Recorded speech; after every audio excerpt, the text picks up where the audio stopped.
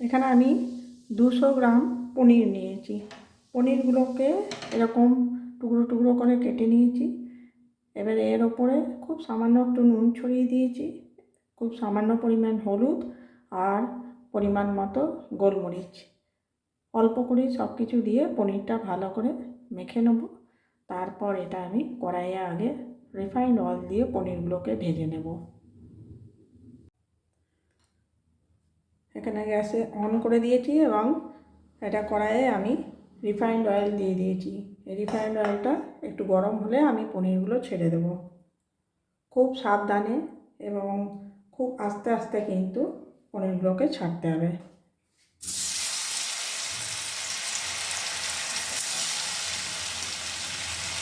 পনিরগুলো আগে কড়াইয়ে ছেড়ে দিলাম।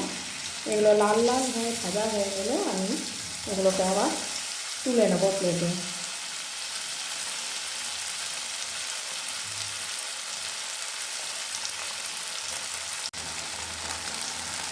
এবার পনিরগুলোকে আমি আস্তে আস্তে উল্টে দেবো। বেশ লাল লাল হয়ে আসবে তখন এগুলো আমি প্লেটে তুলে নেব। আজকের এই পনিরটা আমার খুব নরম, সেই জন্য এটা জলে আর আলাদাভাবে ভিজিয়ে রাখার কোনো দরকার নেই। আজকে আমি আপনাদেরকে একটি পনিরের রেসিপি বানিয়ে দেখাবো। কী বানাচ্ছি, কীভাবে বানাচ্ছি আপনারা দেখুন। এত করে দেখুন আমার পনিরগুলো কিন্তু সমস্ত লাল লাল হয়ে ভাজা হয়ে গেছে। এবারে এই পনিরগুলোকে আমি সব তুলে নেবো আস্তে আস্তে প্লেটে। এক এক করে পনিরগুলো তুলে নেবো।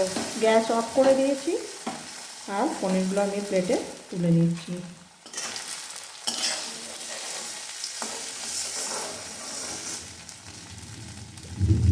কিছুটা জলে এক চিমটে নুন দিয়ে যদি পনিরগুলো ভিজিয়ে রাখা যায় বা নুন না দিয়েও, তা পনিরগুলো কিন্তু খুব নরম হয়। যদিও আজকে আমার এই পনিরগুলো ভীষণ নরম, পনিরটা আজকের খুব ভালো আর কি, সেই জন্য আমি কোনো রকম জলে ভিজাচ্ছি না এগুলো।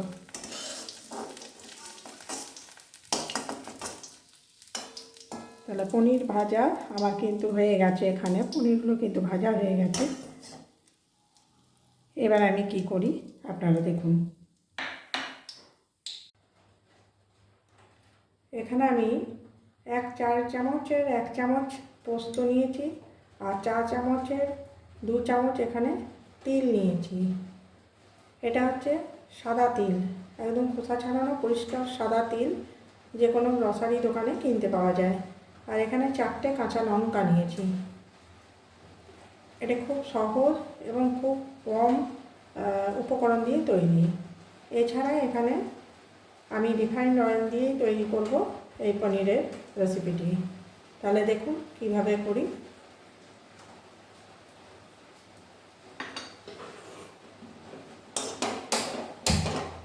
এখানে আমি গ্যাস জ্বালিয়ে দিয়েছি এবং তেল দিয়ে দিয়েছি।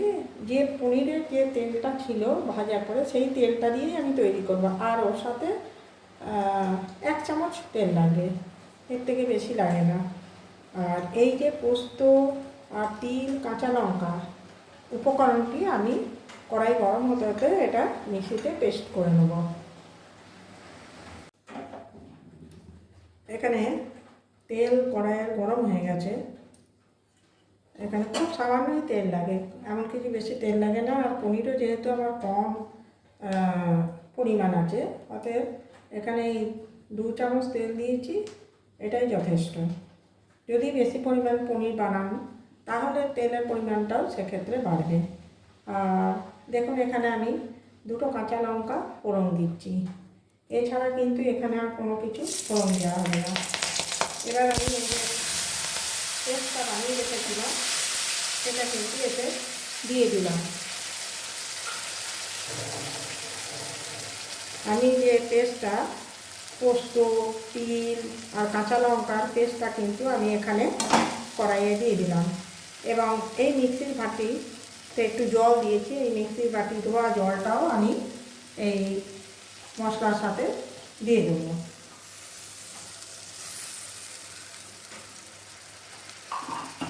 এবার এটাকে একটু নাড়াতে হবে।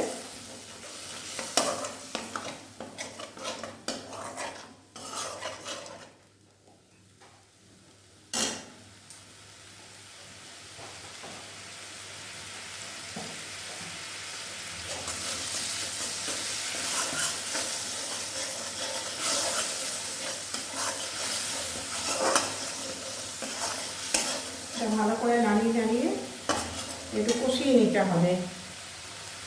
ভালোভাবে কষানো হয়ে গেলে তারপরে আমি এর মধ্যে পনিরগুলো ছেড়ে দেবো।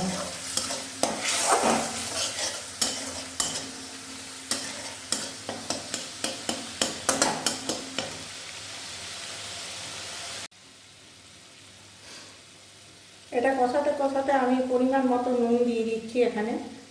পনিরে ভাজার আগে পনিরেও কিন্তু আমি নুন হলুদ মাখিয়েছিলাম, যার জন্য এখানে একটু পরিমাণ দেখে নুনটা ব্যবহার করবেন। আর এখানে দিলাম খুব সামান্য হলুদ। পনিরেও একটু হলুদ ব্যবহার করেছি, আর দেখুন খুব সামান্য হলুদ দেব।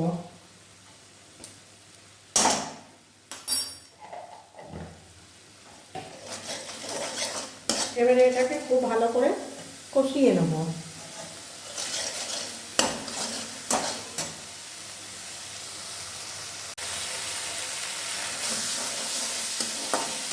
এটা কষাতে দেখবেন একটু তেল ছেড়ে আসবে।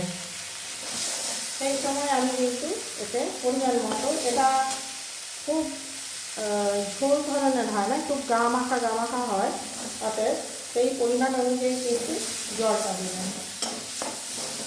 দেখুন কষানো হয়ে গেছে, এতে আমি পরিমাণ অনুযায়ী জল দিচ্ছি। প্রথমে অল্প জল দিয়ে ভালো করে নাড়িয়ে নিতে হবে, যাতে কোনো প্রকার মশলা কোনো দলা না থাকে।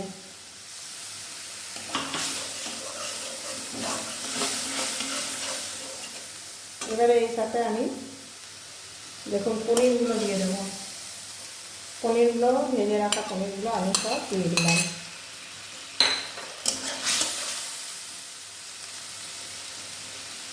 তাহলে দেখছেন কত অল্প সময় আর অল্প উপকরণেই একটা পনিরের খুব টেস্টি রেসিপি তৈরি হয়ে গেল।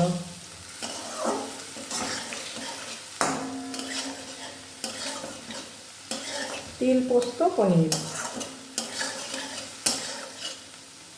এরকম গা মাখা হয়ে এলে এতে আমি অল্প গোলমরিচ গুঁড়ো দেব।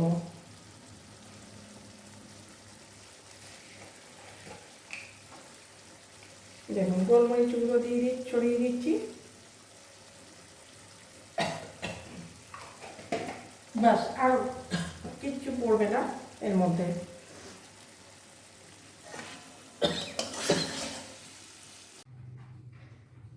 আজকের এই তিল পনিরের রেসিপি আপনাদের কেমন লাগলো অবশ্যই আপনারা কমেন্ট করে জানাবেন।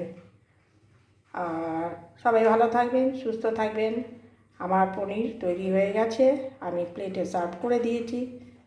দেখুন তাহলে আপনারাও বানিয়ে খাইয়ে কেমন লাগে। অবশ্যই করে লাইক, শেয়ার, কমেন্ট এবং সাবস্ক্রাইব করবেন। সবাই ভালো থাকবেন, সুস্থ থাকবেন।